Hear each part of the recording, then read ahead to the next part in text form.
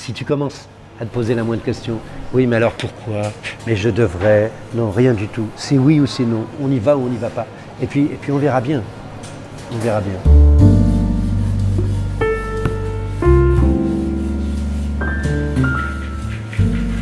C'est pourquoi j'ai voulu faire de la pâtisserie, parce qu'étant gamin, ces pâtisseries je les avais pas, et je m'étais dit, un jour je les ferai, et je les posséderai à moi.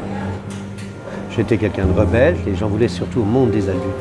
Et je pense que ce qui m'a sauvé, c'est d'avoir toujours gardé chez moi la partie de rêve. C'est ça qui m'a sauvé. Mais c'est pas la pâtisserie, c'est pas la gastronomie. La gastronomie m'a amené une sensibilité, m'a amené une joie, m'a amené des grands moments d'amour. Mais celle qui m'a sauvé, ce qui m'a sauvé avant tout, c'est mes rêves. Brel avait raison, le talent, c'est de la sueur.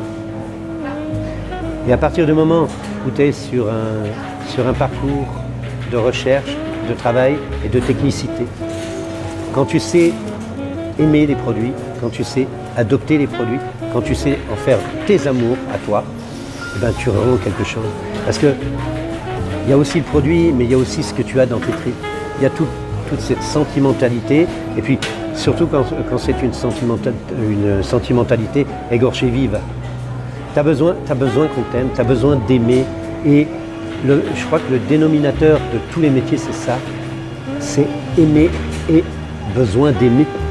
Et quand tu as compris ça, il n'y a pas grand-chose qui t'arrête. Jacques Génin, s'il existe aujourd'hui, c'est parce qu'il y a une équipe. Derrière cette équipe, il y a une première personne qui s'appelle Sophie Vidal, qui me suit depuis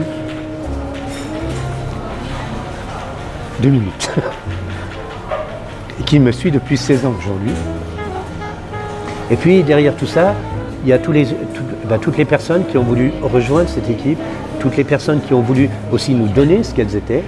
Et puis les idées, elles viennent de là, elles viennent pas que de Jacques Génin, elles viennent aussi d'ailleurs. Quand je peux être dans un restaurant avec d'autres personnes, une écrivain par exemple comme Ingrid Astier, et puis qui va me donner une idée. Je vais revenir avec cette idée, je vais en parler à Sophie, je vais en parler au labo, et puis on va la mettre en route, cette idée. On va essayer d'en faire quelque chose.